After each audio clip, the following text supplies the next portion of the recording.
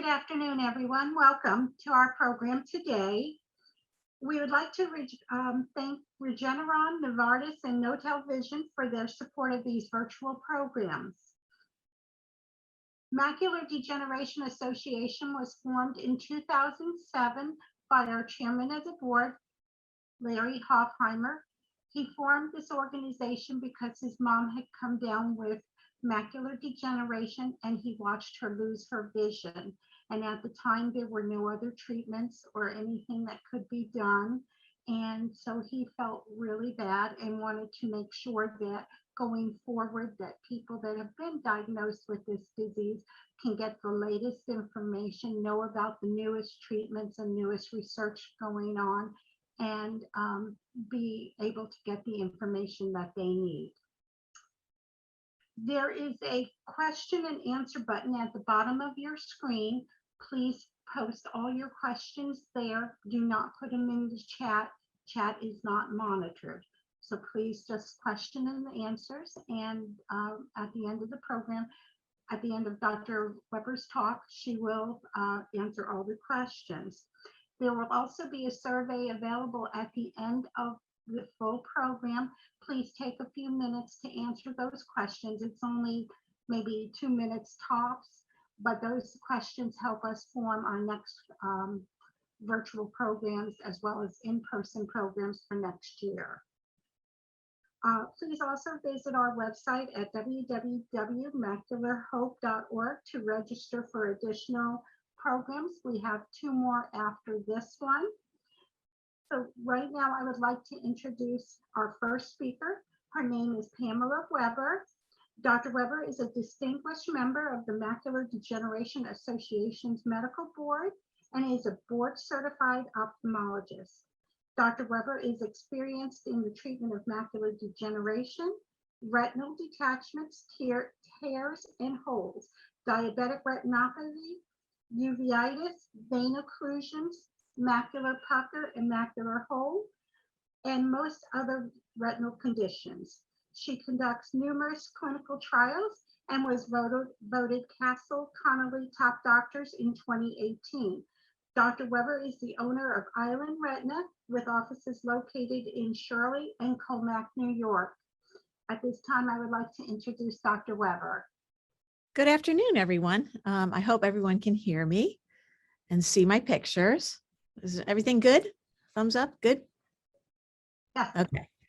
Yeah, so it's really a privilege to give this talk today on behalf of the Macular Degeneration Association. The association does such wonderful work and sponsors so many wonderful, great lectures, and I'm so happy to be part of the team. So thank you, Larry. Thank you, Donna. So today we're really going to talk about a very interesting topic: neovascular AMD. I have options. Help. So our technology has really advanced and our treatment options have increased. And I kind of wanted to address that today because if you have neovascular AMD, your treatment may change over the next couple of weeks or months. If you haven't been diagnosed or recently diagnosed, these are some of the things you can think about as you approach this complicated subject. Let's see if I can advance my slide here. Okay. So I do have some financial disclosures that I want to share. I am a researcher for Genentech, Regeneron, Ocuphire, Opthea, DRCR, which is the Diabetic Retinopathy Clinical Research Center, and Glaxo. So the interesting thing about macular degeneration is the good news is if you have a disease, this is a good disease to have because it's very common. And when a disease is common, lots and lots of research happens. And that's exactly what's going on now. So macular degeneration is the leading cause of blindness among patients over the age of 50 in the United States. And the prevalence is somewhere around 11 million. And about 1 million of those patients have the more advanced disease, which is called neovascular AMD, which we abbreviate as neovascular, just as NAMD, which you'll see in my slides. So you may be wondering who is at risk. Generally, we really don't make the diagnosis unless you're around 60 or older. Occasionally, we'll see a woman, usually it's women under the age of 60, like 58 or so, that may have the disease. But typically it's older, and probably the average age is more like 85. So these are patients that we follow for quite a long time. It does run in families. There is a very strong genetic component. Women are more likely to get macular degeneration than men. And we see it more often in lighter skinned individuals. So those are things we can't really change too much, but there are things that we can change that will affect the progression of this disease, namely smoking. If you're a smoker, you must quit. And I'm sure every doctor in the world has told you that, but now your eye doctor is also telling you that. Smoking makes this disease much worse, and it causes it to progress much more quickly. There also seems to be some sort of a cardiovascular component that's associated with obesity, cardiovascular disease, and high blood pressure. So it's really important that if you have these other morbidities, to get those under control. And of course, that's where diet plays a very important role. So it's very important to eat lots of dark green vegetables, high in antioxidants. A really healthy diet can make a huge difference in this disease. And sunlight is also a risk factor. So always wear your nice Ray-Bans or whatever nice pair of glasses you have, and protect your eyes, protect your skin, perhaps wear a hat, and be very, very cognizant of this. So let's talk more about macular degeneration. My patients always ask me, like, well, how does this start? Like, where does this come from? What does it look like? And every patient will start out with the dry form. And when we talk about the dry form, we're talking about the way we make the diagnosis is with pictures of the back of the eye, of the retina. And we see little spots in the back of the eye called Druzen, which really represent metabolism that's gone awry within the eye. And dry macular degeneration in some patients will progress to the wet form. And the wet form we call neovascular AMD. But dry can also be considered advanced if we start to see an increase in drusen and patches of atrophy. And what we mean by patches of atrophy is where the retina just thins out and the tissue is actually absent. And atrophy can cause vision loss. So you may hear your doctor talk about this, or you may notice if you have this disease, you may notice sort of a patchy loss of vision, what I call Swiss cheese vision, where sometimes you're right on target with things, and other times, you just can't see, you can't read, you can't look at a recipe, so on and so forth. So let's just review the anatomy of the eye so we all know that we're talking about the same stuff. So in the front of the eye, we have the cornea, which is the clear covering of the eye. And behind that is the anterior chamber, which is also full of clear fluid. And then we have the iris, which is the colored part of the eye. The pupil is the hole within the iris that contracts in the sun and expands in the shade. And right behind that is your crystalline lens, which is a beautiful little lens that should be crystal clear, and it focuses light as it enters the eye onto the retina. The retina is what changes light into an electrical impulse that goes to the brain, where it's decoded as vision. The retina is further subdivided into different areas, and the macula is the central part of the retina, which gives you your really good vision. So that gives you your reading vision and your driving vision. And certain diseases affect the macula, quite a few diseases, but the one we're talking about today is macular degeneration. And the fovea is a further subdivision, which gives you your absolute most precise vision and the area that we really want to save to keep your eyes nice and healthy. There are lots of ways your doctor will image this. One of the ways that we love is with the Optos, which takes a beautiful wide picture of the retina. So you see the optic nerve, the macula, but you also see the peripheral retina. So it's very valuable to us.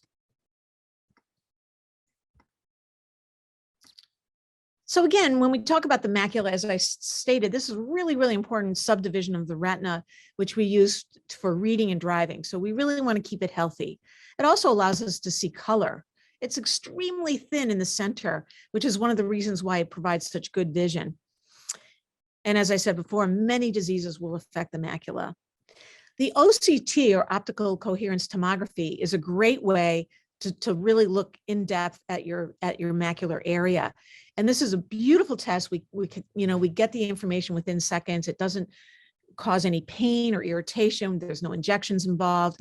And we capture these beautiful, beautiful images that allow us to study not just the retina, but also the choroid and the vitreous and the optic nerve. And it often helps me make a diagnosis. So I always have to look at these pictures before I make a final diagnosis or decide on a treatment regimen. And as I said before, it's non-contact, uses harmless light waves to image the eye within seconds, and we get these beautiful pictures. This is an example. And what you see here, these little bumps that are really deep in the retina, are what we call Druzen. And the bigger the Druzen, the more we worry about progression to the neovascular form of the disease. And it's very easy to capture these images. Here you see how we're doing this. We have a study patient here, and we place the patient in front of a machine like this, and the pictures are generated right away, so the doctors can read them right away. Now, when we talk about the wet form of the disease, this is entirely different, and it can happen very fast. You can change from dry to wet very quickly within a couple of days.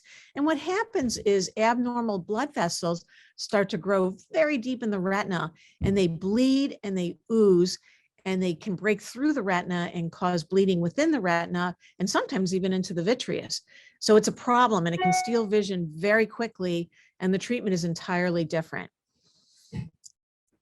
So most patients will have the dry form, but about 2 in 10 or so will develop this wet form. And we want to know who those patients are, and we want to catch it as soon as it changes so that we get the most optimal treatment and vision saving. So again, it refers to abnormal blood vessels that break through into the subretinal space and bleed and ooze. So what are the symptoms of what should we be watching for? Well, it's really like central distortion. And here you can see when you're in the vision range of 20/30 to 20/60, there can be a slight distortion, which is not great, but you could live with that. You could even drive with that and even read with that. But as it gets worse, this distortion gets very, very awful, very creepy. And then finally, when we're into the 2200, 2400 range, you could see it would not be possible to drive or read.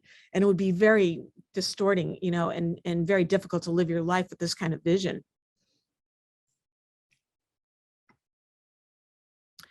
So really what we're looking for is crooked lines, bending of the lines, distortion. And it's a little different than cataract, where you suddenly, usually you see a slow, gradual decrease in colors, and things seem maybe hazy. So it's a kind of a different change in vision, and it can happen really quickly.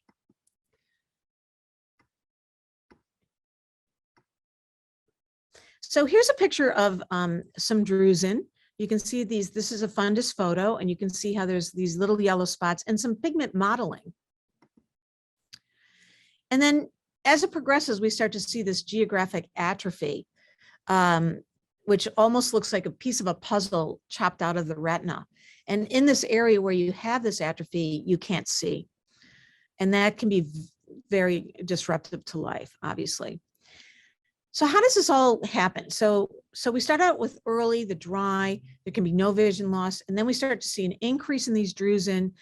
They start to coalesce or come together and form bigger Druzen.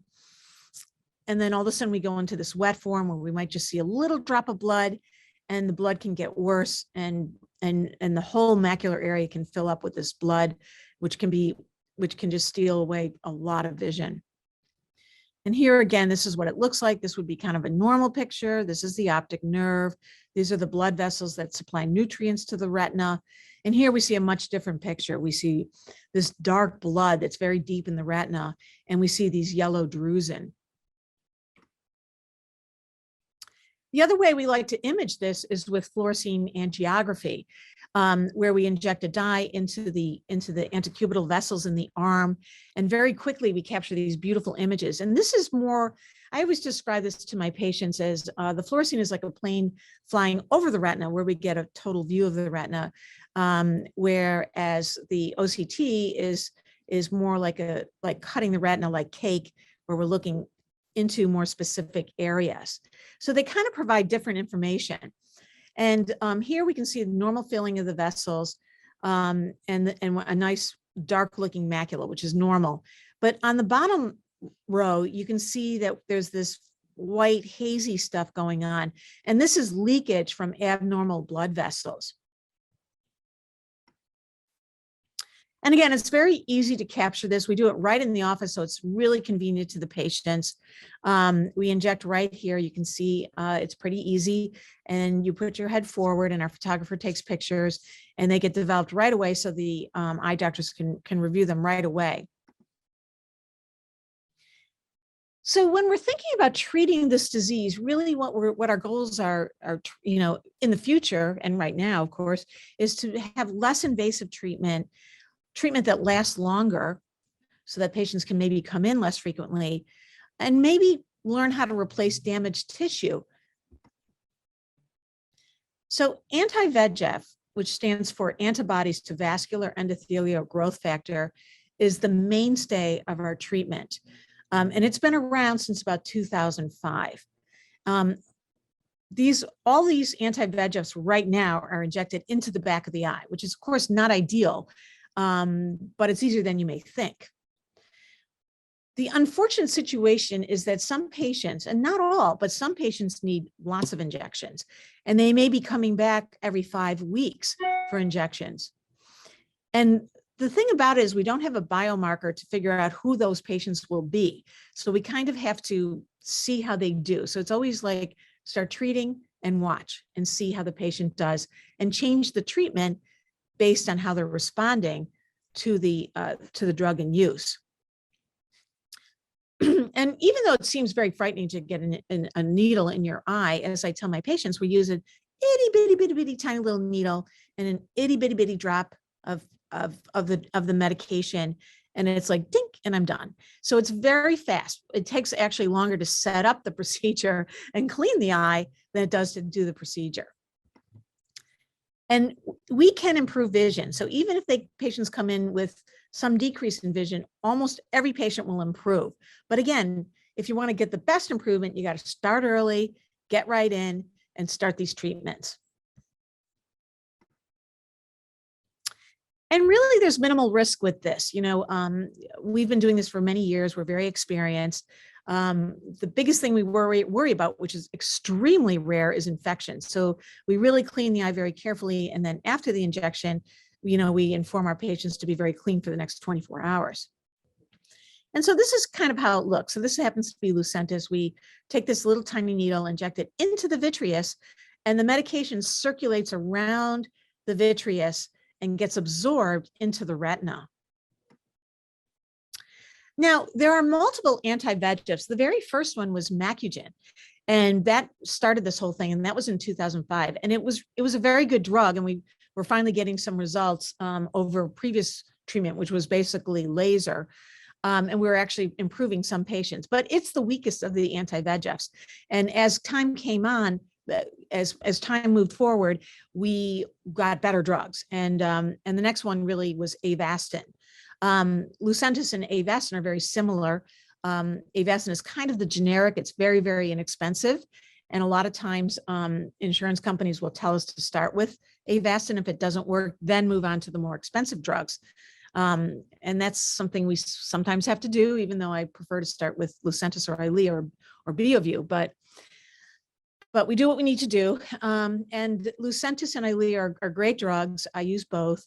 They're very similar in terms of the use and the need for repeat injections. Beovu is a very interesting drug. It was most recently FDA approved, and it was approved in November of 2019. And I had quite a bit of experience with it because I did the phase 3 trial, and I thought it was a really great drug in the trial. And I had used it for, 3 or 4 years before it got FDA approved through the trial. And I had really good results with it and had followed the trial really carefully. The situation with Beovu is a little complicated, though. It's an inhibitor of a few different things, which is why it tends to work better. It inhibits VEGF-A as well as VEGFR1 and 2. And what's interesting is more than 50% of the patients can be on a much more increased dosing schedule of every 12 weeks or more after a loading dose. Unfortunately, it is also given as an intraocular injection.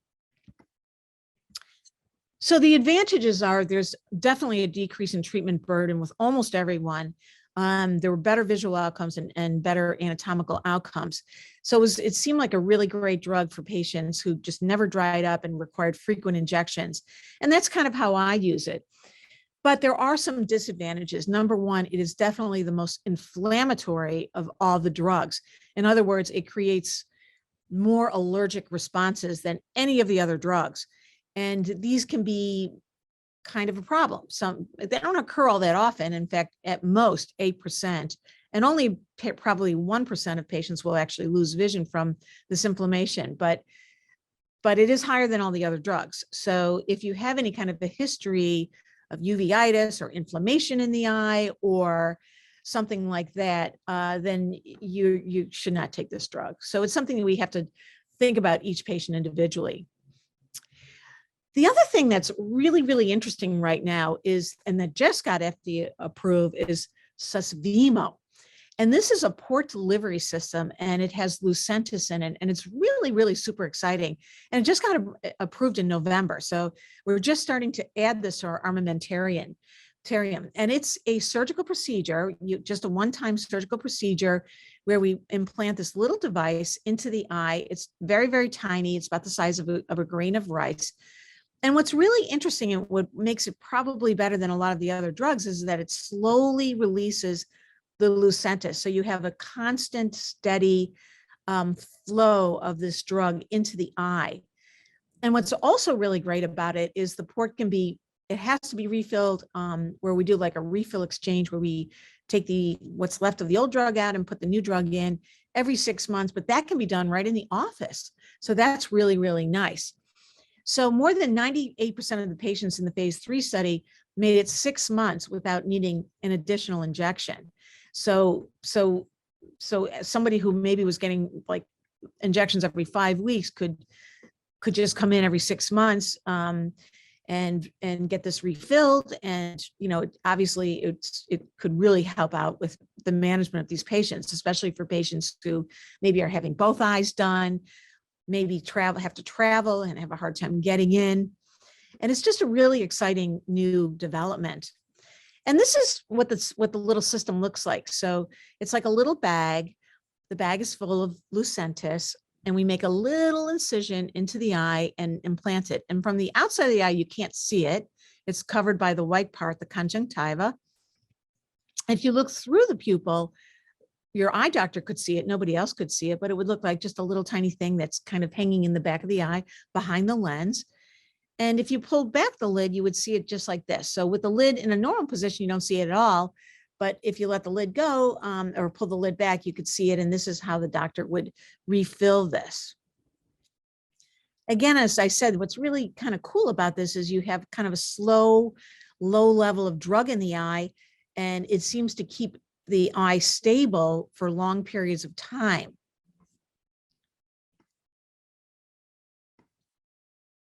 And the other really cool thing about it is when you do need a refill, the doctor can do it right in the office. So you can see how you take this little device and you just stick it right through the conjunctiva, no surgery necessary, and fill the little bag up again. So this can really, really change the way we treat.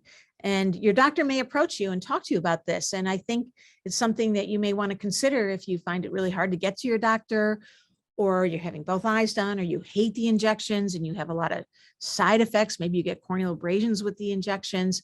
So these are the kinds of patients that we would talk to and, and introduce this concept to, a very new way of approaching this disease. The other thing I wanted to take a few minutes to talk about is clinical study. So in my office, we're doing quite a few. And I think, if you get, mainly we do it for newly diagnosed patients. And if you're a newly diagnosed patient, your doctor may say to you, we have a clinical trial. Would you be interested?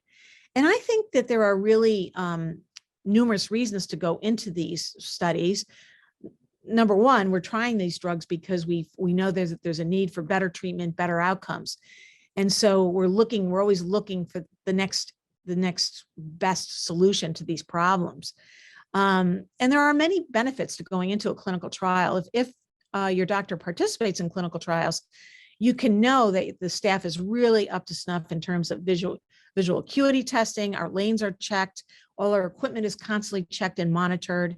All our photographers have to submit studies and get approval through the reading centers. And I think the other really cool thing about it is other people are looking at how you're doing, and you're masked, so nobody knows your name or anything. But other people, everything goes to a reading center. So everything is checked, double checked, triple checked. And I think you have this extra layer of protection in terms of your treatment. And of course, you may benefit from these new drugs. The other thing is, most of the studies that I do are phase 3, and you're always getting some treatment. So usually at least 50% get the new drug, but the other 50% get the standard of care, which may be Eylea or Lucentis. So everybody gets treated, and you may be getting the new drug, but at least you're going to get the common drug that we're using at that time. And that's really good. The other thing is there's often many benefits. Usually you can get rides. The studies pay for everything, and nothing goes through your insurance company. So sometimes there's blood tests that we will of course share with your medical doctor, which is particularly important in our diabetics. Often we can provide rides, ride services, which helps families tremendously. And usually there's some sort of reimbursement, $50, whatever per visit, just to offset any other costs you may have. If you have to hire a babysitter or something like that. So there really are a tremendous number of advantages of going into the clinical studies. So if your doctor suggests it, I would definitely think about it, review the work, take home the material that we give you, and really consider going into a trial, because that's the way we advance our understanding of this disease. So I can't go over all the trials because there are many, many, many trials, but I can talk about a few that we're doing in my office. One is Fluorescein for Neovascular AMD, and this is sponsored by Genentech. This is pretty far along, and we may have results in 2022. So I'm really looking forward to this. Phase 3 study is closed, and the FDA is evaluating it. So it's very likely we will be able to offer you this drug as well. So this is something I want you to know about. And this is a more powerful drug because it's not only an anti-Vegf, but it's also an anti-Ang 2, which also is a little molecule that seems to play a really critical role in this disease process. And what we know from the phase 3 study is that at least 80% of the patients could maintain a maintenance treatment of every 3 months after the initial introduction, which is great. And 45% of the patients tolerated 4-month dosing. So again, this looks like a drug where we'll be able to push patients out further, but still maintain great visual outcomes and great findings with the OCT. Another study that we're participating in, which I think is exciting, is high-dose aflibercept, which is Eylea. And this is a phase 3 study, and enrollment is open right now. So your doctor may offer this to you. And it's an anti-Vegf A and PGF. And it's Eylea, but just a higher dosing. And again, we're hoping for less frequent dosing, every 3 months, maybe every 4 months. So again, you may start to hear about this. This study has a little ways to go, but you could enroll in this. You might be offered to enroll in the study. Opthea is a very interesting drug company, which has a new drug. And the drug is called it just has a number right now, OPT 302. But this is interesting because it blocks VEGF C and D and VEGFR2. And what's interesting is it's used in combination with anti-VEGF. So you would get if you're a part of the study, you get the OPT3 drug, as well as a second injection of either Lucentis or Eylea. And we're finding, again, this study is open, so you may get offered this study. Enrollment is ongoing. It's phase 3, so that's super exciting. And again, we're looking at less frequent dosing. So we hope to maybe make it out 3 or 4 months. What's also really interesting is what we learned from the phase 2 study is that patients had the most gain in vision with this treatment regimen. And that's really, really important because it may make the difference between driving and not driving. So again, if you want the best vision outcome, you're best off, trying to get into this study. At least that's the way it looks now. We'll keep you posted. So I think in conclusion, what you can learn from this is it's a super exciting area of medicine. It's changing really rapidly. What we're doing this year may be different next year, which is great. Macular degeneration is very, very common. The other really good thing that I like to tell my patients is that it only affects the eye. And that's really nice because a lot of these diseases affect every organ in the body, like diabetes. So again, if you have to have a disease, not a bad one. Of course, you don't want any disease, but I'm just saying it starts out as dry, but it progresses to the wet, which means abnormal blood vessels start to grow. Our treatments that we talked about today, we're just focusing on the wet. There's a million things we can talk about, so we had to stay focused. Early diagnosis and treatment are critical for your best possible outcome. So you want to get to your doctor, you want to call your doctor the moment you notice changes and really get in. It's not something you can sit on. You can't wait till, after Christmas or whatever. You really have to stay with it. You can make a difference with healthy living. We can do better if we stop smoking, wear our sunglasses, eat our antioxidants, keep our weight down, watch our cholesterol, watch our blood pressure. All this makes a difference. And we have some really new exciting stuff on the horizon. Susvimo is really super interesting, and that's the little implant. You may get offered that. You may want to think about that, get more information on it. You may be the perfect candidate for it if you're requiring lots of injections and having maybe both eyes treated at the same time. So that's really, really good, and it is available. And then consider entering a clinical trial if your doctor offers you one. I think it's something you need to think about. I think there's many things that make them very valuable. And of course, that's how we advance our treatment. And that's it. I'm happy to take some questions. Okay, so I do have a few questions here. It says, Preservision says to use twice a day. Can I use it once a day? Okay, well, you can use it once a day. I guess once a day is better than, but you should use it twice a day. I'm not sure why you're not using it twice a day. Perhaps it has something to do with side effects of it. I don't know. But if you're only using it once a day, then I would say definitely work on getting those antioxidants into your diet. So, okay, next question. Dr. Weber, I have AMD, one eye wet, one eye dry. If I use artificial sunlight, 10,000 flux during winter month due to not much sunlight, the lights said it is UV free. It helps with seasonal. Is this artificial sunlight causing damage to the eyes due to AMD? So I believe with these artificial sunlights, you need to protect your eyes with some sort of eyewear. That's my understanding. So I would be very careful with that and make sure that you look at the directions to see if there's some sort of protective eyewear that you're supposed to use with this. I don't know exactly what system you're using, but I would check it out carefully. Okay.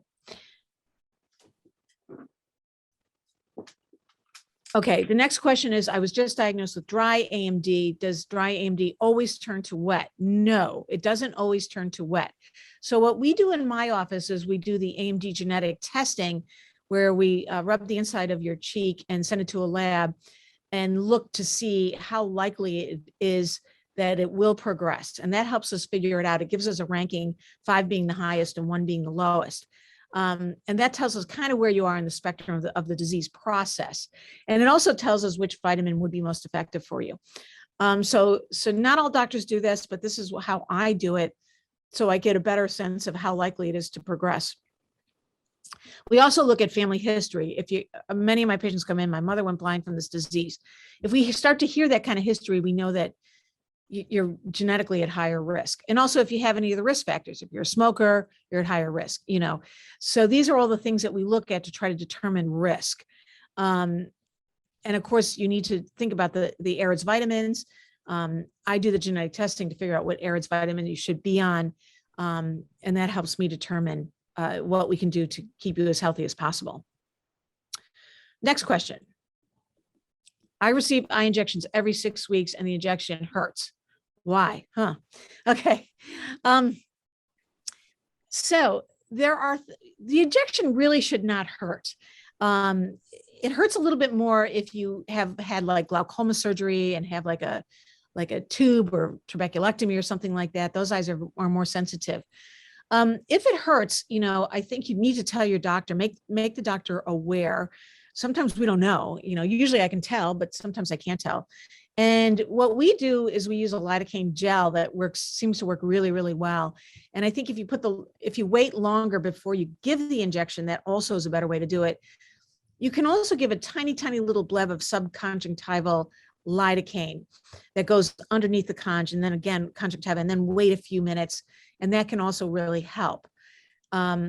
Sometimes it's a lid speculum. So if it really hurts, sometimes we leave out the lid speculum. But these are all things that, make sure your doctor knows it hurts so that they can change the way they approach you and figure out a better way to give the injection. It really should not hurt. But again, talk to your doctor and see if there's some of these different things that he can try or he or she can try. Okay, next question. My eyes, I think, burn and itch terribly after receiving the injections for over a week. Why does this happen? I think probably this is happening from soreness of the cornea from the povidone iodine that we have to put in the eye. And this happens more commonly if you have dry eye. So if you have dry eye, we try to treat the dry eye very aggressively with artificial tears, or even some of the substitutes like Restasis that actually builds up the tear film. So you may want to start Restasis. That is a drug that you have to use twice a day, every day. And it's an ongoing treatment, and it doesn't really even start to work till you've been on it for a month. So it is, you have to be committed to using Restasis, but a lot of times treating the dry eye really helps this. Again, you must tell your doctor about this because there are things that they can do. A lot of times we put in a little drop of Lotamax following the procedure, and that really, really, really helps. Sometimes we use erythromycin ointment. Sometimes we send the patients home with 1 or 2 of these drugs. And there's different treatment regimens, but make sure your doctor knows that you're having this problem. And again, maybe don't use a lid speculum, use less povidone iodine, wash the povidone iodine out super carefully. So there are all these little tricks. So just talk to your doctor about it. The next question, after the injection, my eyes feel really dry for days and artificial tears don't work. What can I do? Okay, so I kind of answered that question already. Talk to your doctor, maybe consider starting Restasis. Maybe try something stronger than tears like Lotamax or erythromycin, okay? Are there any treatments coming out for dry AMD? Yes, but mainly it's to address the geographic atrophy associated with dry AMD. So there are trials, and the trials are in phase 1, phase 2, phase 3. You can try to get into a trial, or you can wait and see what the results of the trials will be. But that's pretty much it for dry. Of course, you do need to be on, usually on AREDS too. Again, as I said before, I did the genetic testing to figure out what vitamin is best for my patients. Next question. Where can you find information about the studies that are available for that doctors use? So you can go into clinicaltrials.gov. It's a website, clinicaltrials.gov, and there you will type in whatever study you're looking for dry AMD, neovascular AMD, and it gives you, which ones are open, which ones are closed, and you can, search that way. You can search by state, so there's a lot of ways of searching, so you can really come up with an answer pretty easily. And that's how you figure it out.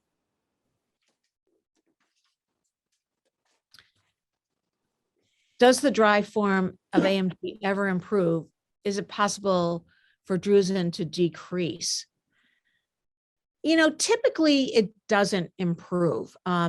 Sometimes if you have like a certain type of a Druzen, which we call a serous RPED, sometimes we see those disappear or flatten.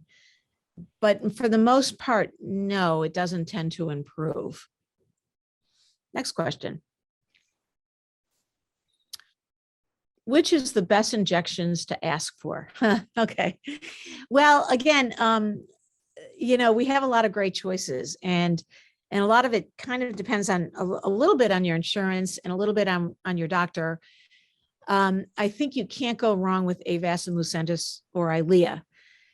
Like I said, Beovu is a really, really interesting drug, but it does have an inflammatory factor. So it may not be the best choice for you. It's something your doctor would have to talk to you about. Next question.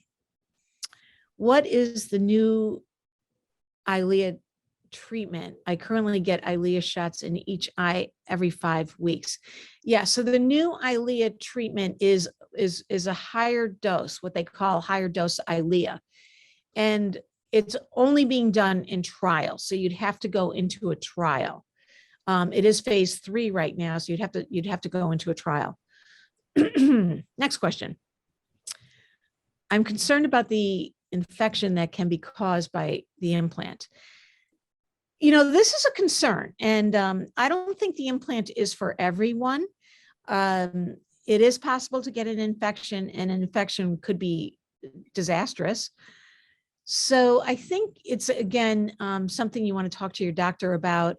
If you have any kind of risk for infection, such as recurrent uveitis or herpetic lesions of the cornea, or you've had infections in the past, or you have a lot of blepharitis, so this is something that I think you need to talk with your doctor. If you need a relatively healthy eye, with good lid closure, and not a lot of other systemic problems.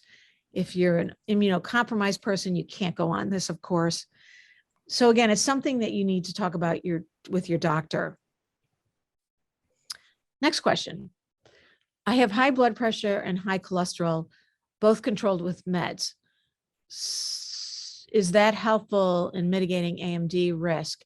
I'm working to get them down naturally, but it is a constant battle. Yeah, that's the problem. You don't, time is not on your side. So I think you have to do both. You have to start treatment, and as you get your health under better control, get off the treatment or reduce the treatment. But unfortunately, doing it naturally would be great, but a lot of times it takes months to years, and it's not so easy to change. So I would not wait. I would get on medication, work with your doctor on all these other things, and then reduce the drugs as you can. Next question. Is the genetic testing available to those of us who have myopic macular degeneration? I have no family history of AMD. No, the myopic macular degeneration is a completely different disease. So no, the genetic testing will not help you. The good thing about myopic neovascularization is that it tends to respond really, really well to, either Avastin, Lucentis, or Eylea. They're all approved for use. And a lot of times the high myopes just need 1 or 2 injections, unlike the macular degeneration patients. Next question. Would cataract surgery cause AMD to progress quicker or worsen the condition? No. So you really should proceed with your cataract surgery. It can only help. It can help the vision. It can help us, to pick up on macular degeneration, to do better testing, and so on and so forth. So yeah, so definitely don't put it off.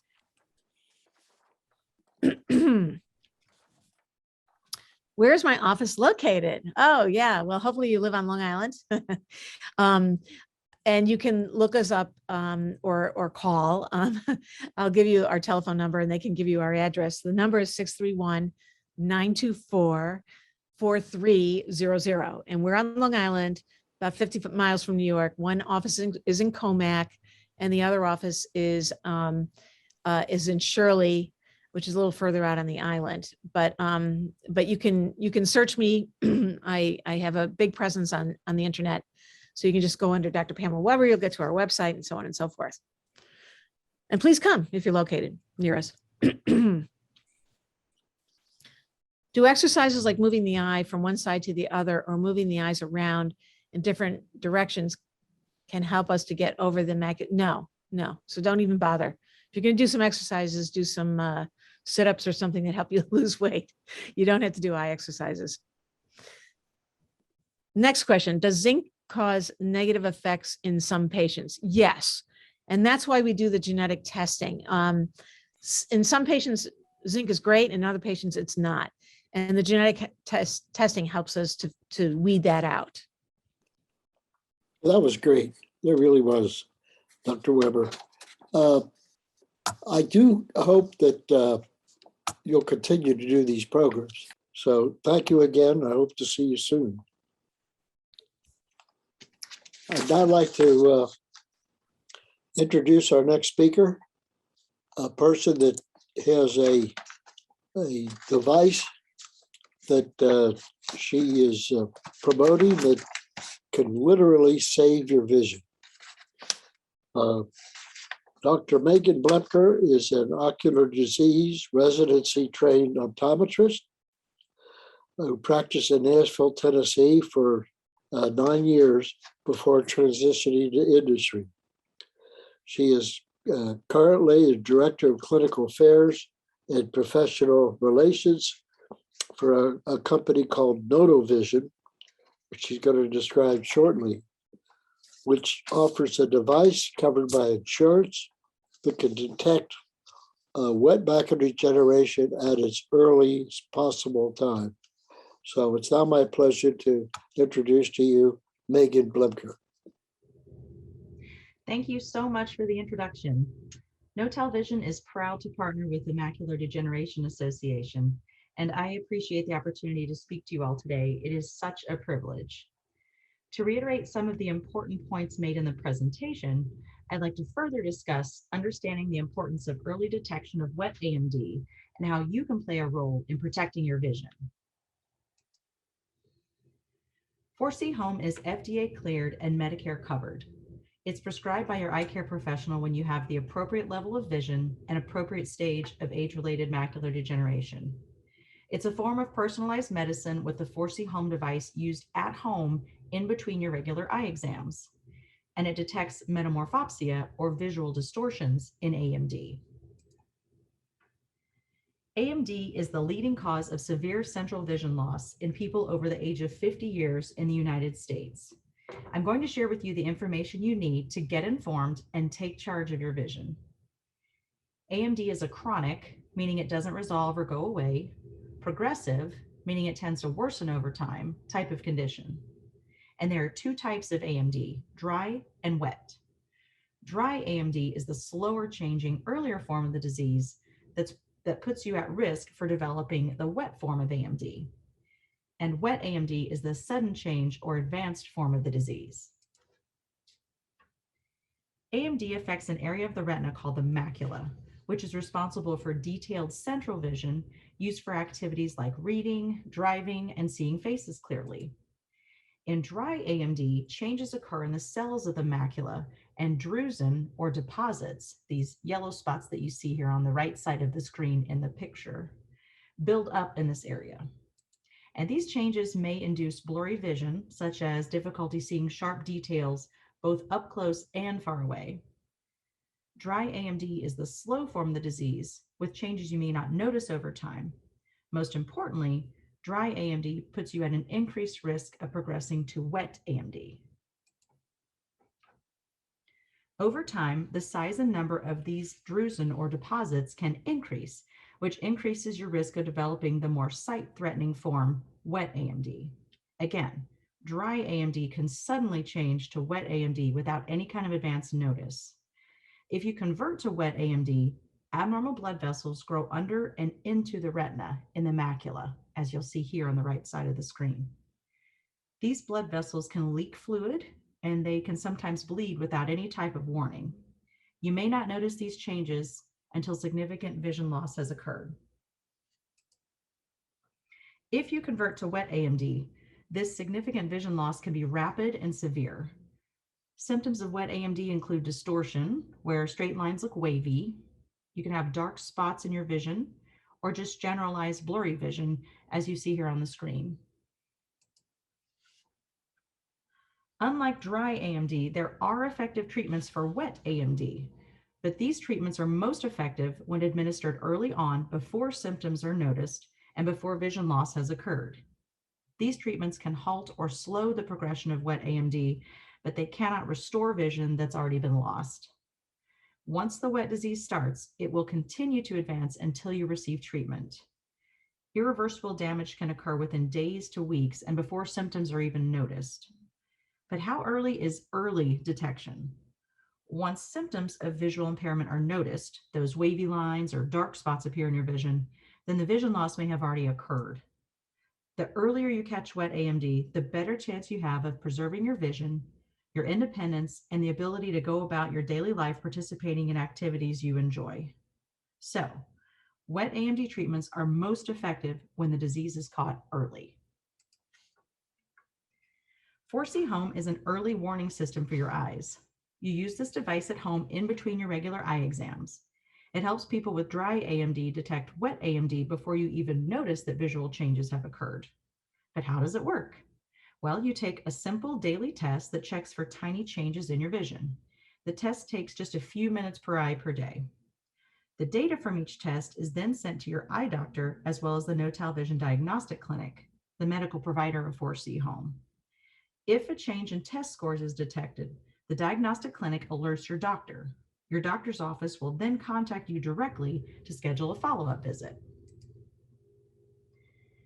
The Amd grid, as you see here on the left side of the screen, was developed in the 1940s and has for a long time been recommended as a simple and accessible tool that you can use from home to monitor the changes in your vision. However, by the time you notice vision distortions on this Amd grid, significant vision loss may have already occurred. Fortunately, new technology such as the 4C Home AMD monitoring program has been developed so you can detect tiny changes before symptoms are noticed, and the system reports them to your doctor so you can receive immediate examination and treatment if necessary. Testing with 4C Home is easy. You turn the device on and look into the viewfinder to begin testing. Then a bump will briefly appear and disappear, as you can see here in the center green circle on the screen. You'll use the mouse provided to click where the bump appeared and then return to this center dot. Data from each test is then sent to the No-Tal Vision Diagnostic Clinic for evaluation and provided to your eye doctor as well. Regular at-home monitoring is like brushing your teeth. It's just a good, healthy habit you do every day to help preserve your vision. 4C Home allows you to take a proactive approach to protect your vision. A clinical partner will be with you every step of the way. After the No-Tal Vision Diagnostic Clinic receives a referral from your doctor, we'll answer any questions, verify coverage, and ship your device. Once you receive the device, the No-Tal Vision Diagnostic Clinic will walk you through setup and training. You and your doctor will continue to receive feedback from the No-Tal Vision Diagnostic Clinic. Our team will be sure to verify your insurance benefits and discuss with you prior to your acceptance of the device and prior to getting started with the program. There are low out-of-pocket costs for Medicare patients. So patients with Medicare and a secondary supplement plan could have out-of-pocket costs as low as $0 per month. Patients with Medicare and no secondary supplement plan will pay $15.06 per month once their yearly Medicare fee-for-service Part B deductible is met. Again, 4C Home is FDA cleared and Medicare covered. Your doctor will send our No Television Diagnostic Clinic the order for you to begin the 4C Home AMD monitoring program. And appropriate candidates have a particular stage of dry AMD and a particular level of vision, which will be determined by your doctor. You'll continue to test regularly at home. If a change takes place, your doctor will be alerted and have you come in for an examination. In summary, the No Television Diagnostic Clinic works with your doctor to remotely monitor your dry AMD, helping you retain functional vision throughout your AMD journey. I'm happy to answer any questions you might have, and thank you so much. Here's my contact information for your reference. I would love to hear from you. Okay, great. Let's go to the Q&A section here. I think some questions are rolling in. The first one is, I have wet AMD in both eyes. Would the 4C device be of any benefit to me? I am receiving shots in each eye every 5 weeks. So in short, no, 4C Home would not be indicated if you already have wet AMD in both eyes. It is indicated for the dry kind of AMD at that intermediate or that mid-level stage, with the intent to help detect that conversion from dry to wet AMD. So once you've gotten to the wet form of the disease, you are past the point of utilizing 4C Home because of the way that it was designed. Is there a machine similar to this that can detect wet AMD, meaning you have wet AMD, can the machine detect blood before it shows up? So to make sure I understand the question, like I'd mentioned, the indication for 4C Home is for dry intermediate AMD, and it will help with that detection of the conversion to the wet AMD where that blood or fluid shows up. And so this is where it would be best utilized. And as Dr. Weber mentioned in her fantastic presentation, there are many, many great treatments that are available, but the key is to be able to detect this change from dry to wet early so that you can get into your doctor and receive one of these medications as appropriate. Now, there is a machine that we have in clinical trials, so it is not yet approved like the 4C Home. It's called the Home OCT. So similar to those images that were taken in the office with the device that Dr. Weber was describing, there is something that we have in development for at home. But again, catching that detection earlier from the dry to the wet kind is critical. So that's why if you have dry intermediate AMD and an appropriate level of vision, it's great to get on this system in addition to whatever your doctor is recommending for your care. The next one is, where can I get this machine? Well, I think the best first step is to go back and talk to your eye care provider and let them know that you attended this presentation and that you have more information about 4C Home, and then they would be able to prescribe that for you. So we have to have the referral or the order form from the physician showing that you're an appropriate candidate for this service. And then our team will give you a call to get you set up so that you can start monitoring. Oh, and a great follow-up question, which doctors can order this machine or program? Any licensed eye care professionals, so optometrists and ophthalmologists can refer patients for 4C Home. The next question is, I have arthritis in my hands. Can I participate in the program? Excellent question. There is a mouse that is associated with the 4C Home so that when you see the lines with the bump, you can use that mouse to click where you believe you saw that distortion.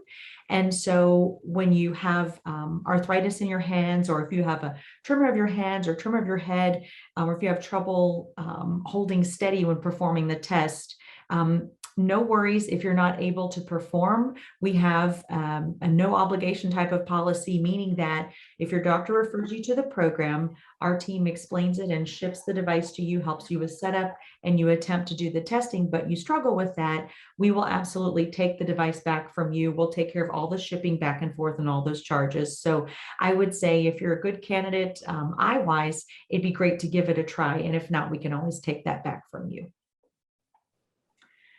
Are there false positives that the doctor receives? In short, yes. So every device is designed to have some false positives. This is to make sure that it is sensitive enough that we don't miss any kind of disease. So we don't miss that detection from the dry to the wet kind.